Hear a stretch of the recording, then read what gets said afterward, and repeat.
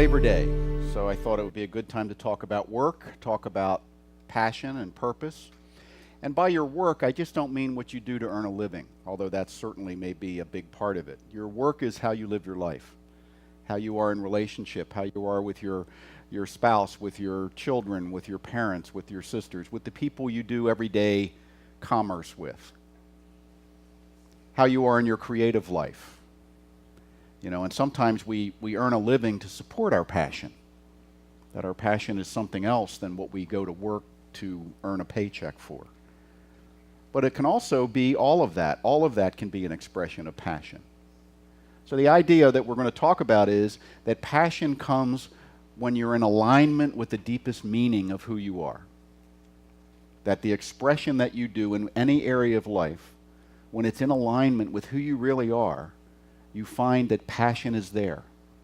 It's not created outside of you. It's simply that you're able to express from that deepest truth. And sometimes I actually put the title up on Facebook the other night, and somebody responded, well, I'm going to be watching on the live stream because my work certainly isn't my passion. And I'm sure that that person's not the only one that feels that way.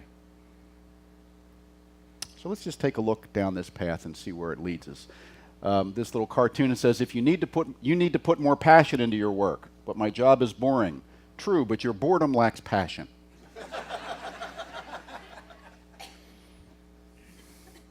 Can I be passionately bored at work? You know. So, see, it doesn't work for someone to come up to you and say, you need to be more passionate about what you're doing. I don't know how do you react to that? Well, you get angry probably, you know, the inner resistance comes up because we don't like to be told what to do, and especially we don't like to be told how to feel, and it doesn't work anyway. If I come up to you and say, you know, you've got to have more passion, that's like saying to me, you've got to have an extra heart, you know, just grow one, you know, because it doesn't work. Passion comes from within. It's one of those things that is generated within you and expresses outward. And it's not dependent upon the conditions in which you find yourself. See, you may not be able to generate much enthusiasm about what it is you do.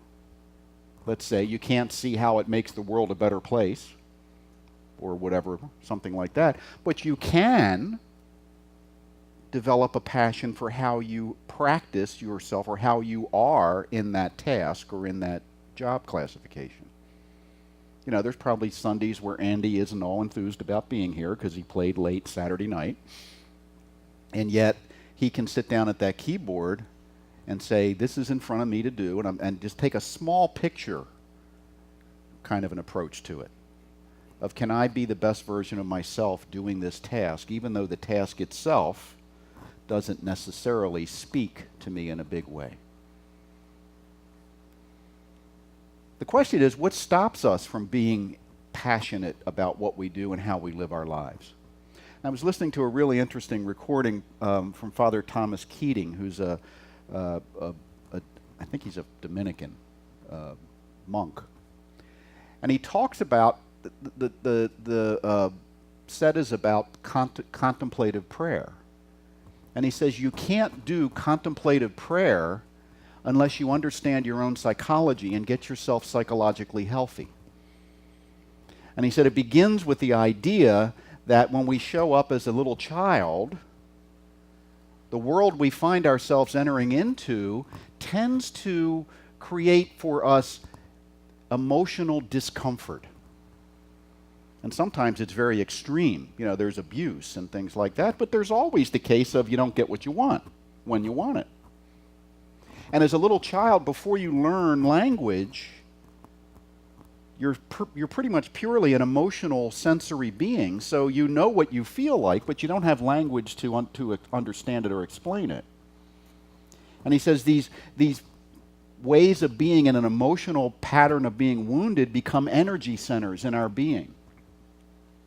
And as we grow up, these energy centers tend to stay active, but they are active at the subconscious level.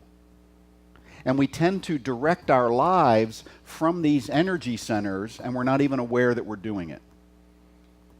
And it might show up. Anybody ever self-sabotage at all, ever? And you wonder why you you became aware that you did it, because many people are self-sabotaging and they're not aware that they're doing it. But you become aware that you're doing it, and you say, well, why am I doing this? Doesn't make sense.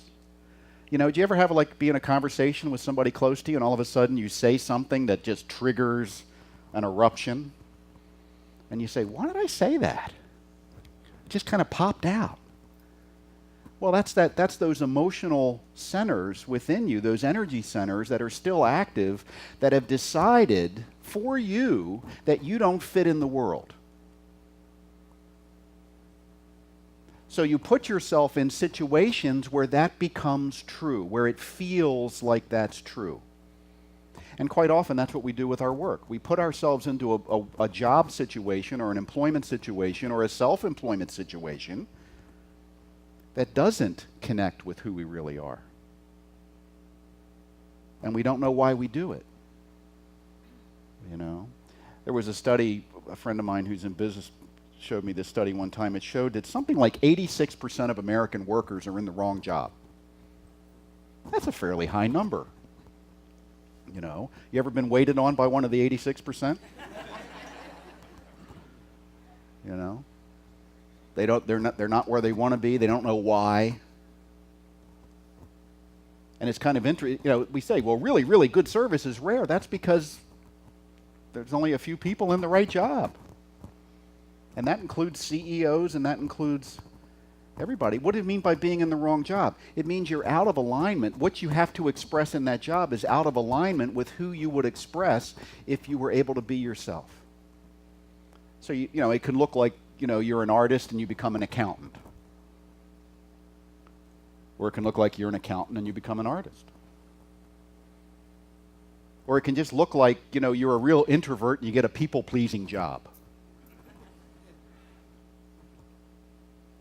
And you get to where you can't stand people because you're encountering them in a way that doesn't work for you. So he said, when we pray from this unrealized place of not understanding the energy centers that are operating within us, the prayer can only be a surface level prayer. It can't get deep into the subconscious because the armor is up. And he says, when you announce to the universe, and he uses this term, when you announce to the universe that you're going to obey what he calls God's law, your inner energy centers have a really good laugh. And they say, oh, sure you are. Because the subconscious creativity that we have, which serves whatever we've accepted as true, whether it's true or not, is stronger in most cases than our willpower to change it. You ever tried to use willpower to make a change? Anybody ever been on a diet? To lose or gain weight? How many gym memberships have lasted past 6 or 8 visits, you know? You know, I've mentioned that before because I thank those people because they're paying for my membership. If everybody went to the gym, it would be really expensive because they need to build bigger gyms. But they know only about 12 to 15% are going to go more than 3 times. Now, why is that? You know, I'll tell you why it is. Because usually when you sign up for the gym, you're doing it because you have to. I got to get in shape for whatever reason. You know, I find myself single, or that's supposed to be funny, or or I'm just not healthy, or, you know, I don't like the way I look, or something like that. A lot of people, when they find themselves single, go to the gym. You know, I don't know if you know that or not. But if I'm doing it because I have to, and it's not really how I see myself, then what I'll be doing is consciously pushing myself to go and subconsciously thinking of 1,000 reasons not to go that day. Well, you know, I got out of bed and my knee was all stiff. I better not go today. You think your subconscious can't make your knees feel stiff if you need to not go to the gym? You see? Some of us do the same thing with our meditation practice. I'm going to definitely meditate this week. This is where I begin. And all of a sudden it's Thursday and you haven't meditated. Well, maybe it's next week. Why do we do that? We do that because we have the subconscious belief structure or need to have our lives appear that we're sane for believing what we believe. And quite often what we believe is that there's something wrong with us. We believe that life has got to be hard or it's got to be a struggle. So subconsciously we will set ourselves up for that to come true. And consciously we may not like it at all. And then somebody will come along and say, all you have to do is think positive. And the little part inside of us will just go, ooh, I hate people like you. Because that egoic structure that's trying to protect those damaging beliefs doesn't care that they don't serve you. It only cares that they be preserved. By the way, it does the same thing with the things you believe that are good for you. So once you get into the habit of going to the gym, it's hard to stop. You see? Because it's just who you are. It's just what you're doing. So the egoic structure protects whatever you accept. The thing is to learn to accept the right things. Otherwise, the spiritual practice, if it doesn't go deep, if we don't deal with these deep emotional issues within ourselves through spiritual practice, through, however we do it, with therapy or whatever, then it's very difficult for our spiritual practice to have a deep, lasting effect. You can get a parking place, but the rest of your life may not work so well. I want to read this. James Hollis is a Jungian psychologist, and it was a little long to put on the screen, but I think it's really a wonderful quote. It's from his book called What Matters Most, Living a More Considered Life. So then, now you know your task, to become what the gods want, not what your parents want, not what your tribe wants, but what the gods want, and what your psyche will support if consciousness so directs. A person who can undertake a conscientious inventory will be stunned to learn how much of his or her life is driven by fear, as well as the many devices we evolve to manage that fear. Such a person then really knows what his or her life asks. The meaning of our life will be found precisely in our capacity to achieve as much of it as is possible beyond those bounds fear would set for us. So the fear that limits us, that holds us in place, that paralyzes us, is simply based on a set of beliefs that we've accepted that probably originated way back when those energy centers of emotion were beginning to form, and they formed in all of us, no matter how well we were parented. There are degrees, of course. But to become socialized, Jung points this out. He says the more socialized a person is, the more cultured, the bigger the shadow they will tend to have. Because the more of your own kind of exuberance had to be set aside. Anyone here ever raised a child? Okay, one hand, two hands. Okay, I know the bigger. Anyone been a child? Okay, all right. So you've either raised a child or been a child. Okay. So if you ever been around a child, right? So what are little kids like? From infant on up to 2, 3, 4, 5, they're little exuberant balls of energy that have to be contained, right? I mean, the first couple years of life, you're just trying to keep them from killing themselves. They're running across the back of the couch or, whatever it is, putting the cat in the dryer. And you've got to say no a lot. You kind of have to. It's not like we can't not do that. The socialization process involves that kind of a thing. And what it does later for us is the way we've been socialized. Once we say, what happens every time I'm socialized and I'm told no, when I'm a little baby, what the psychologists tell us and the child development experts is, every time you tell the child no, the child gets a wound. An emotional wound. Now, it's not logical that they get an emotional wound because you're saying, no, don't jump off the couch and land on the tile floor. But the child doesn't have a logical mind at that point. It just knows it has this desire that's being stopped. I just caught my little thing off my microphone. It's a Christmas miracle. They just know that something that they desire is being thwarted, is being stopped. And you ever had anything thwarted or stopped? How do you feel? And some of them are bigger than others. Sometimes they come up and say there's not going to be any Christmas this year because Dad lost his job. or something like that. But as a small infant, the infant is reaching for something. No, you can't have that. And what does he do? He cries.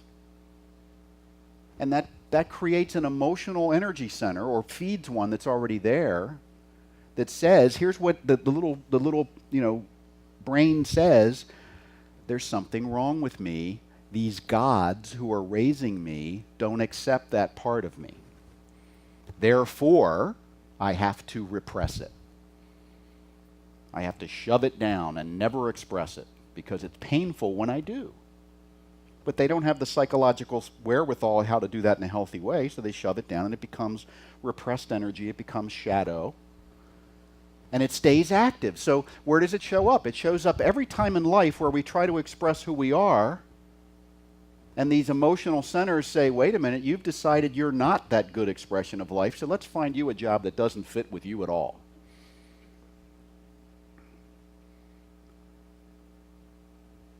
Anybody ever been in the wrong job that you were aware you're in the wrong job? Yeah.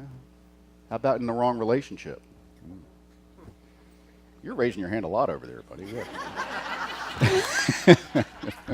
Which is good. It's awareness, okay? Dennis Waitley, who's kind of a motivational speaker, but he's very, very good understanding of psychology, says, chase your passion, not your pension. You know, sometimes we become form junkies out of this process. A form junkie is someone who becomes over-identified with the external form and tries to carve themselves down to fit it. So what the externality appears to be becomes the rules by which you try to live your life. When I was in the police department in this one district station I worked in, there was this desk sergeant. And he'd been on the department for about 335 years or so. And he would work the desk. You know, he's kind of too old to work the road anymore. And as soon as his shift started, he would call another desk sergeant in another station. And there were like 8 stations. He'd call, I think, 1 a week. And they would sit down and they would compare, if they retired today, what their pension would be. And they had all the chart. He'd get all the charts out and everything, and they would be on the phone for a long time. You know, he'd pick up other stuff and do other stuff. But every day, and he had a calendar with X's on it that he was counting down to when he could retire. And I'll guarantee you, probably 40% of the psychic energy he expended during the course of the day was wishing he was retired.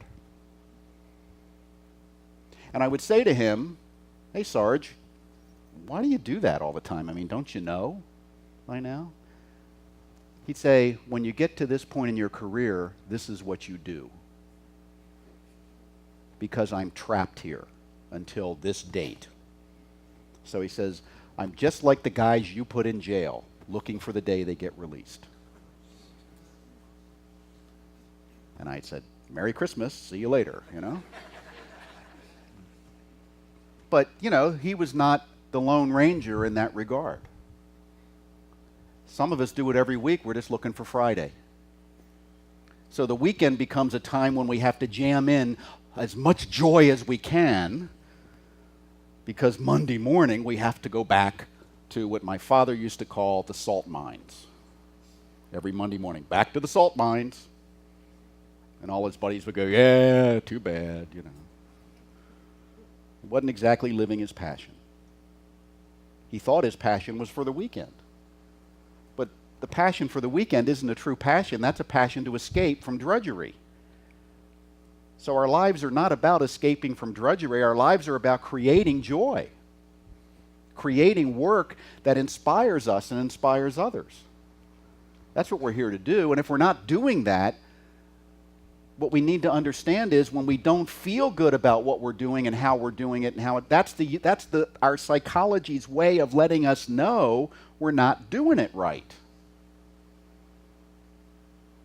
You know, a guy went into the doctor one time, and he walked in, and he comes in for his exam. And he's got a green bean in this ear, a carrot in this nostril, a baby zucchini in this nostril, and an olive sticking out of this ear. The doctor says, what's going on, Tom? He says, I don't know, I just really, really feel bad. And the doctor says, well, I'll tell you one thing, you're not eating right.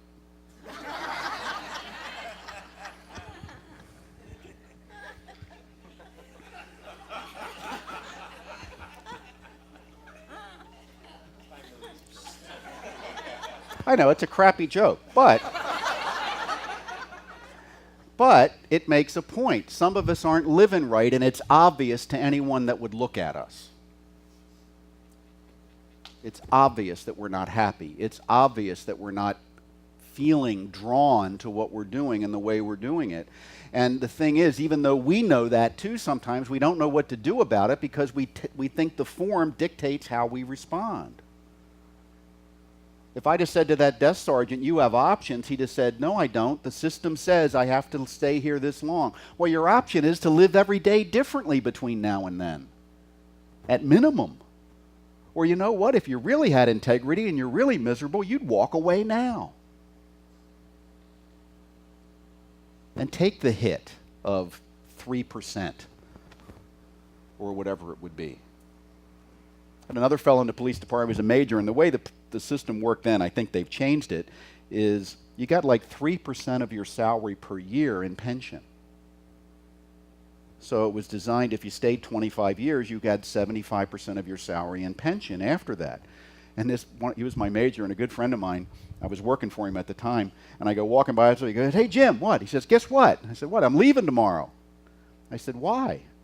He said, well, I've been here 35 years. I just found out it's costing me money to come to work. My pension would be 107% of my salary.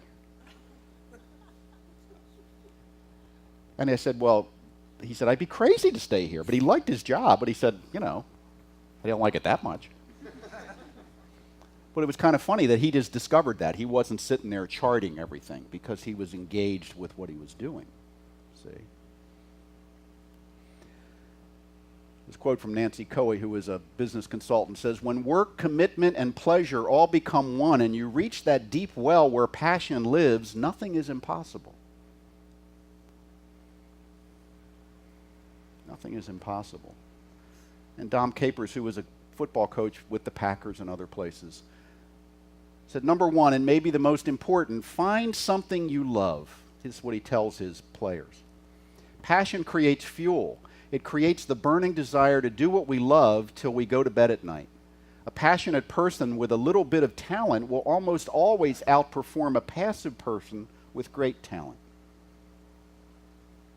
The second thing is the law of compensation.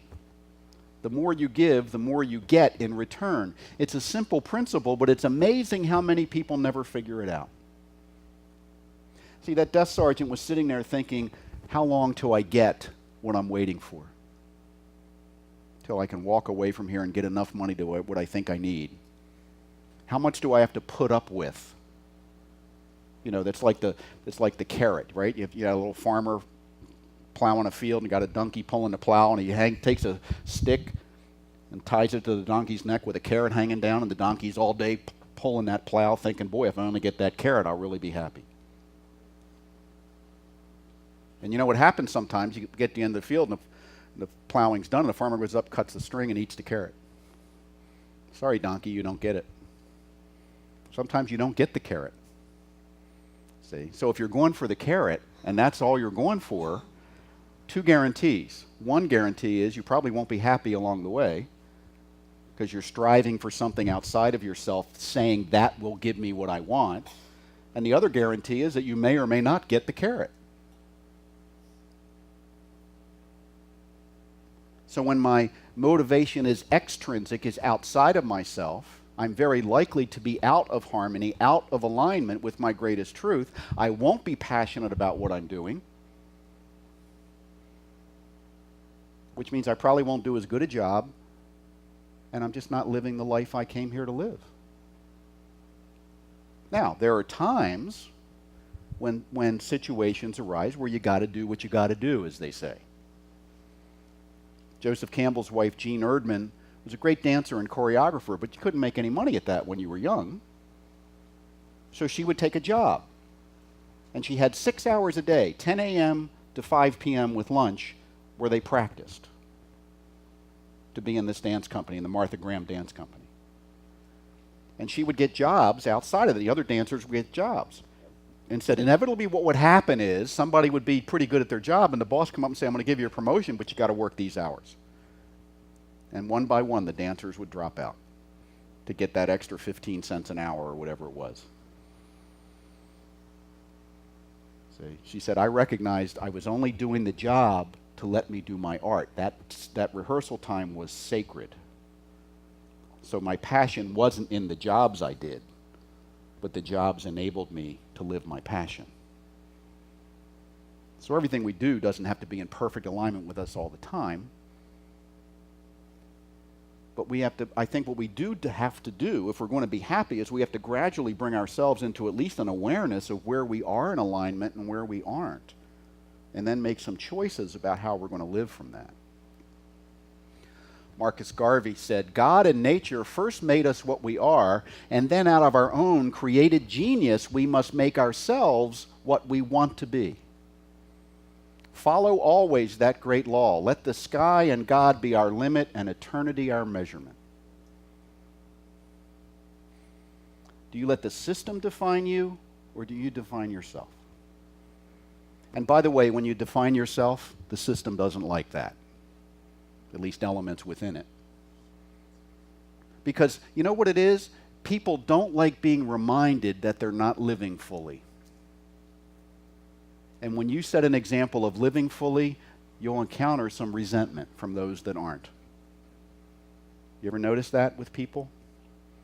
We do it with celebrities all the time, right? We adore them up to a point, but then when they screw up, boy, we pounce. And we relish the thought. So, is my work my passion? Is my passion expressing in how I work, how I live, how I relate to others? That's the real question. Is there an alignment? Am I doing the inner work to do that psychological work so that I'm able to be clear that my energy centers within my emotional self are healthy? Which means doing spiritual work that has an emotional component. We have to feel our way to health. See, it doesn't matter what you do. It matters how it feels. Life is all feeling.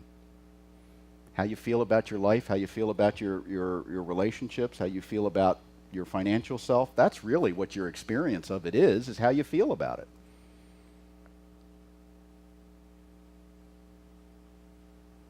And it's not about just getting happy.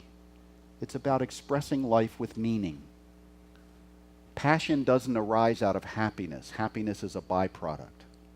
Passion arises out of seeing your life as meaningful. And some people in our culture, what we tend to think is, my life's only meaningful if I'm a celebrity. It's only meaningful if I'm well known. It's only meaningful if I'm having a huge impact. But no. If you're in alignment with yourself, maybe you came here to raise one child well. Maybe you came here to be an example of how someone can live a quietly joyful life.